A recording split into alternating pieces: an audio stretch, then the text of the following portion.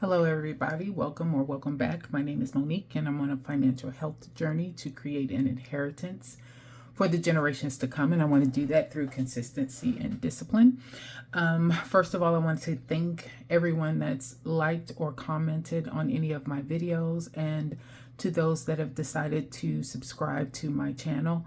I truly did start this as a way to hold myself accountable, but I do understand, realize, respect, and appreciate the community overall, and the fact that, people who don't really know you, but they do know what you're going through because they're going through the same thing, are there to support. So for anyone who's decided to take this journey with me, thank you, thank you, thank you. So today, I am here to just do a recap of my sinking funds from December, from the end of December. Yes, I want 2023 to be done. Okay, let me try again. I am here to do an closeout of my sinking funds for September. Also to talk through very quickly my debt and the way that looks right now, as well as talk through, while I still have it in my mind because I just got finished doing it, a thought that I have around my debt repayment plan and what I want to do at the beginning of the year. So we'll go ahead and get started. I don't want this video to be too long. Here I've got my specifics as far as my sinking funds are concerned, and I'm doing things a little bit differently. I got this idea from She Has Cash and Plans, and how she kind of documents her status as far as her sinking funds are concerned.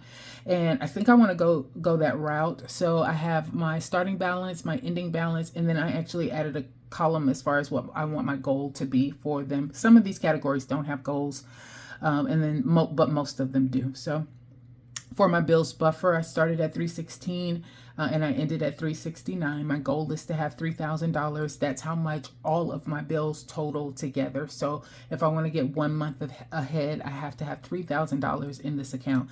And of course, the idea would be, I have it already saved. At the first of the month, I go ahead and put it into my bills account, and then I start to build my buffer back up and just keep doing that. So the goal is $3,000. I got a long way to go, but that's okay. I have also a buffer for my variable expenses. Starting balance was $40. I'm up to $60 in that. My hope is to have and to keep $250 at least in there, just in case something happens or an emergency hits, and it's something that I don't have a sinking fund for. I don't want to spend my emergency if I can help it. So hopefully I can pull from this expense buffer. And then for emergency, I'm building that back up because I had to use that money to cover some auto issues that I had. So I was at $469, and now at the end of the month, I'm at $545. And my hope is to get that up to $1,000. I won't stop putting money in there once I get to 1,000, but that's just the goal for right now. For the sinking funds, birthday sinking fund, I went from 130 to 309. My hope is to have $500 in there at some point. For Corinne, I want to have $500 just set aside outside of the extracurricular activities and the other things that she has going on. So you notice this is a little different. So it started at 210, and then at the ending balance it was 110.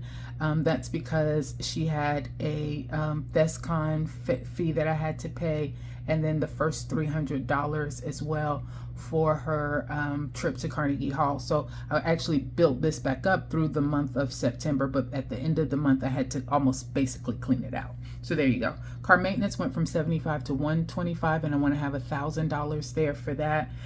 Xerxes went from $13 to $8.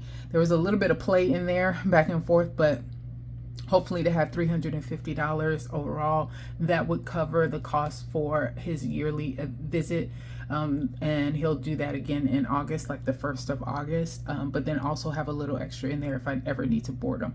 Date night went from 62 to 97, and I just talked through on a previous video that I want to save up at least $500. I'm thinking about using this to get an iPad. And so I want to have at least $500 maybe, and then I'll start looking at that. Household went from 89 to 129. I hope to have 1,000 in that at some point. Deductibles went from 330 to 296. I've been putting money in there, but ended up having to get some replacement glasses for Corinne. So that's why we took a dip there. But ultimately, I want to have at least $1,000 in there to cover any deductibles that I might need. Taxes, 149 to 169, and this is for tax prep. It usually costs me about $250, so that's the amount that I want to have for that one. Micah, I'm going to scratch through. That's his. That's not mine. I'm not saving money for that. That's my son. So he sends me money and sometimes asks me for money. So that's his. And that's why I highlighted that out. I don't want to include that in the totals, but just showing that that is money that I do have there, and I'm collecting some interest off of it. But that is for him. That's what he funds himself. And then property insurance started at 85. I'm up to 235.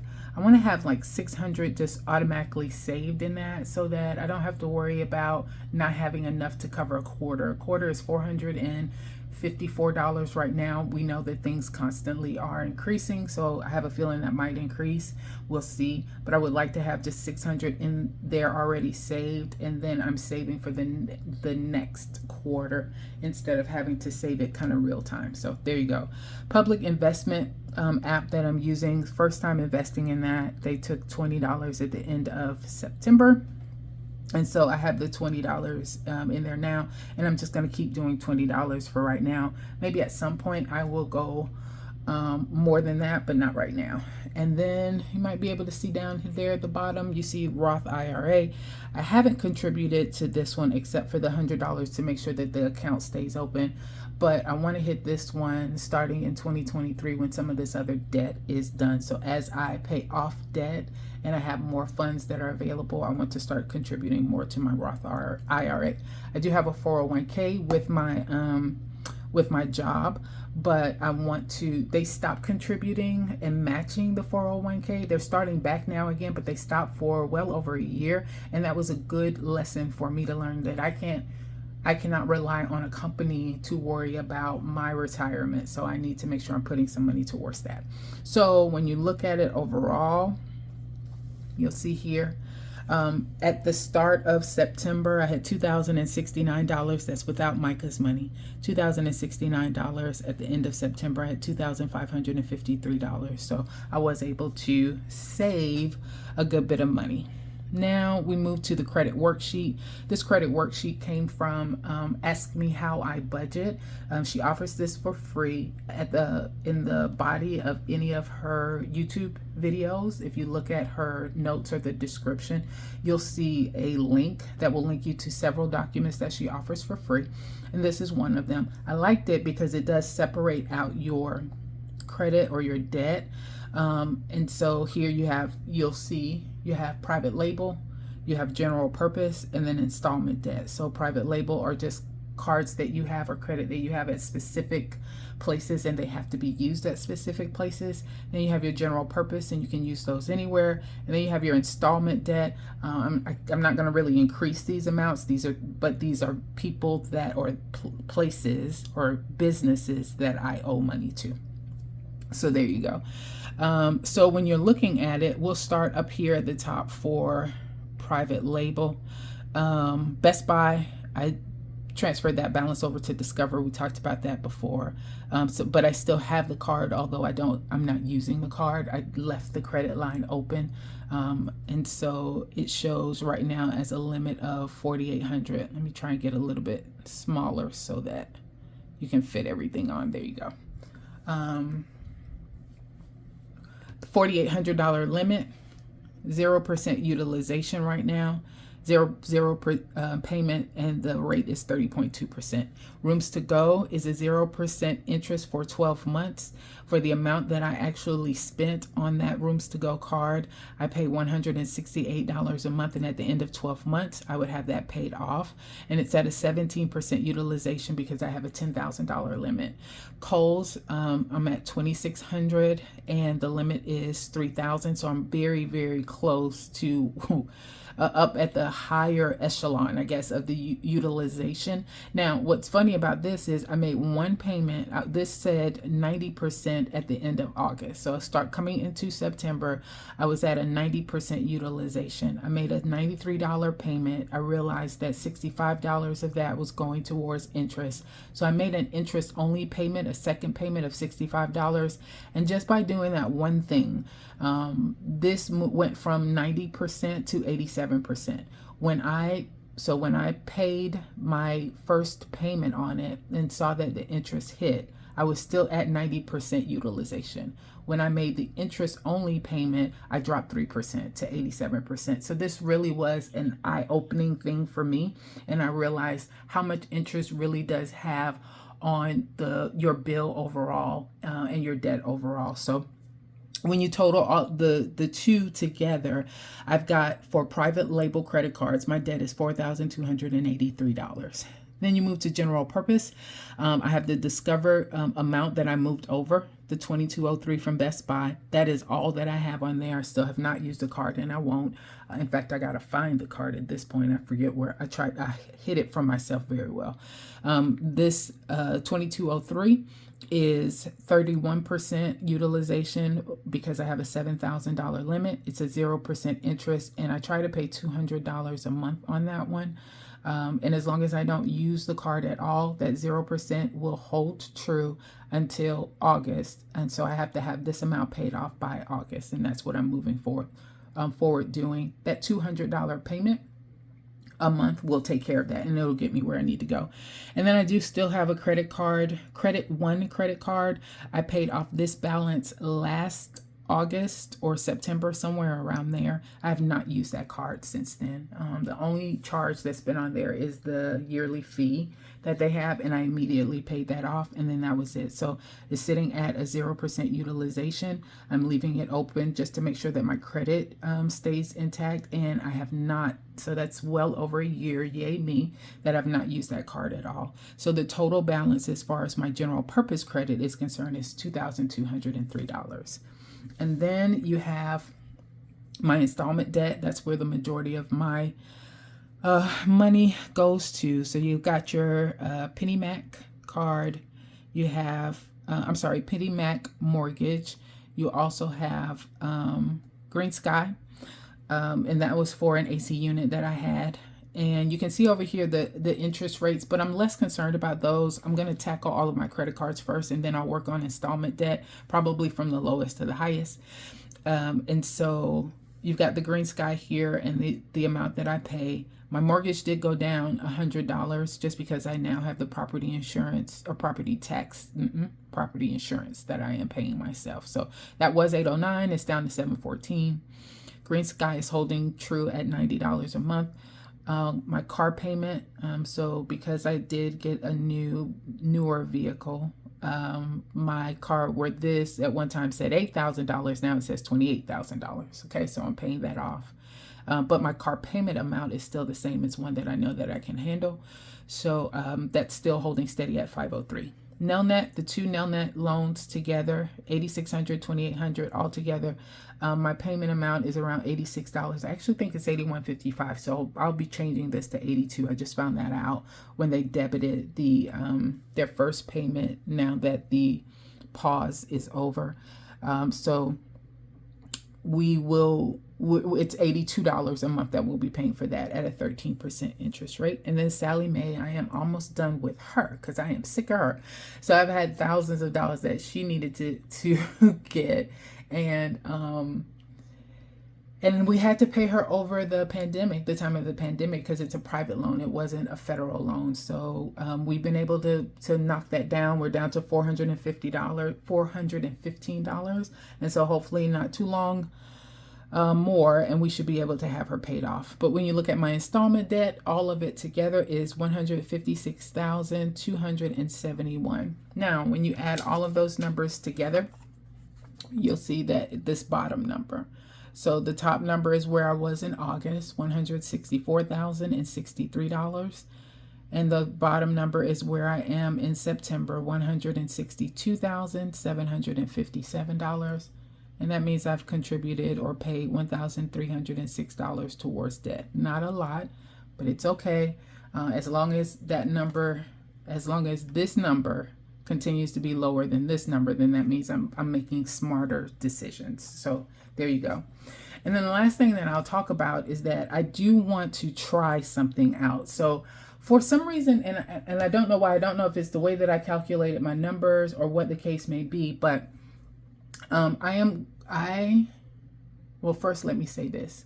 At the end of this year, my paycheck that I receive is going to decrease. Right now, I'm getting an extra close to $100 every paycheck because I qualified for a bonus with my job, but instead of giving us a lump sum, they separated it out into the 26-month installments for this year. They've never done it before, but they did it this year. And so that's what I've been getting, and that will be over the last paycheck that I receive in December. So right now I've been able to maintain, and it's okay, and it's not too bad, and I'm contributing to savings, and I'm handling all of my debt. But I do have to recognize that I'm going to be getting close to $100 less every paycheck starting the beginning of the year. So I'm trying to figure out how can I already plan for that and try to supplement that in some way. So this is my idea. So right now I have for Discover, I'm paying them $200 a month to take care of that Best Buy transfer. And I should be at a zero balance, paying $200 a month. I should be at a zero balance by August, which is correct. So that gives me the 12 months for paying that off. Likewise, for Rooms to Go, I am paying them $168 a month since July. And at the end of July, I will have paid them off as well. Now, when you total both of those together, then that means I'm spending $368 a month on these two bills. Okay? And I just worked the numbers just to see where they would fall. I want to transfer this Rooms to Go balance over to the card. And I want to do this one instead of doing the Kohl's, because Kohl's is a lot more. So right now, at the end of September, I owed $1,680 for Rooms to Go, but I owed for Kohl's $2,603. Now, I know some people may say, yeah, but this is the one you're paying the interest on, and you're not paying the interest on Rooms to Go. I'm less worried about the interest. I'm more concerned about making sure I can meet the commitment. If it's a 0% balance transfer, and that's what I'm hoping to get a 0% balance transfer offer in January for Discover. And if I do, I know that I can switch over this Rooms to Go bill and be able to cover that cost and the cost of what's already on that Discover card in the time that I have. I'm not as confident that I will be able to do that with the Kohl's, since it is $1,000 higher than the Rooms to Go. Plus, I want to be able to do that without and save some money at the same time. So right now I'm paying Kohl's $90. So Discover is $200, Kohl's is $90. It's $290. I don't think that I could pay less and be able to pay both of those off at the same time because of the amounts that are due. But this is what I figured out for Rooms to Go, working with Discover instead. If I hold true and hold steady, pay September $200 to Discover and $168 to Rooms to Go. If I do that, September, October, November, and by the end of December, this should be my totals. Okay, so by the end of December, I should owe $1,703 on the Discover card, $1,176 to Rooms to Go. At that point, I'm going to hopefully be able to transfer Rooms to Go over to the Discover card at a 0% balance transfer for 12 months. If that is true and that works out and I have that offer and I can use it, then that means January 1st or the beginning of January, my Discover bill will be $2,879. Now, there will be a little bit of extra on there too, because it's usually a 4%, 3%, or 4% or 5% balance transfer fee, right? So I'm not accounting for that in this, but I do have that in my mind. But January 1st, I'm going to be roughly around $3,000 that I'm going to owe. And what I want to do, and I don't know if you can see that, but I then want to pay $300 a month starting in January. Okay. So I'm going to take the $200 that I'm already paying to Discover, and I'm going to take $100 of what I'm already paying to Rooms to Go, put that together, and pay $300 a month to Discover starting in January. Okay. So the end of January, my bill should be $25.79. And then from there, it continues to go down by $300. Now, this is what I did find out from Discover. Since if I transfer over this Rooms to Go at a 0% balance transfer, then that would mean both of my balance transfers are at 0%. They will apply the entire amount of my monthly payment towards the oldest balance transfer that I have. So it will all go towards the Discover amount that's already there, and until that is paid off, and then they will start to apply it to the secondary loan that I did, balance transfer loan that I did. So with that, if I pay $300 a month all the way down around June, my amount that would be due at the end of June, my balance would be $1,079. At that point, I have finished paying Discover, and now I'm starting to pay into the Rooms to Go, because the Rooms to Go that I transferred over was $1,176. Okay, so that means by June, Discover would be paid off, and June is faster than the August time frame that I thought it would be if I left it the way that it is now. So I am paying off. I would pay off Discover faster, and now I'm applying $300 to Rooms to Go instead of just $168 at that point, and they will be paid off by October. Because remember, I did pay on them between September and December of 2023. I didn't make this move until January of 2024,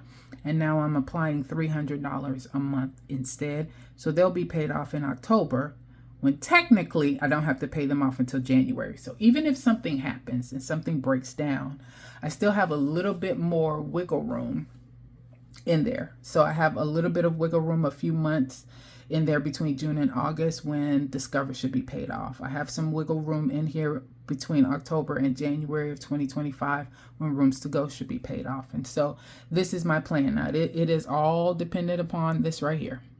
It's all dependent upon having a 0% balance transfer offer that is available. But my hope is that I'll be able to do this. And if I am, that frees up an additional $68 a month back into my pocket to help offset the cost of me losing that extra that I'm getting in my paychecks now because of my bonus. So I got to get a 0% balance transfer offer. It cannot have any type of interest associated with it. The other thing I found out from Discover is that what I have on there now, the balance transfer is at a 0% interest. If I were to do a balance transfer of Rooms to Go, and there is any interest associated with it, 2% interest, 3% interest, any interest associated with the transfer, what they would then do is, if I made a $300 payment, they would only take the minimum amount that is due to cover balance transfer number one. And right now that's $45. All they're requiring me to pay is $45 at this point. So they would take, out of this $300, they would take $45, apply it to my Discover, and then they would take the other $255 and apply it to the Rooms to Go, to the one that has the interest, because they're going to get their money first. So if I were to do that with the interest being in play, it would not serve me well, because I'm going to run out of time to pay off this Discover, because they're only applying the minimum amount. So this only works if there's a 0% balance transfer offer that's available in January. If not, I'm going to leave everything the way that it is now, and I'll just make it work and I'll figure something out. But if I can get that balance transfer at a 0%, then that's what I'm going to do. Okay, I talked way too long. I hope that makes sense. Again, just trying to think through what I can do to make things a little bit easier and to continue to hold myself accountable and make sure that I'm being consistent and disciplined. So thanks everybody for your time. You guys have a good one.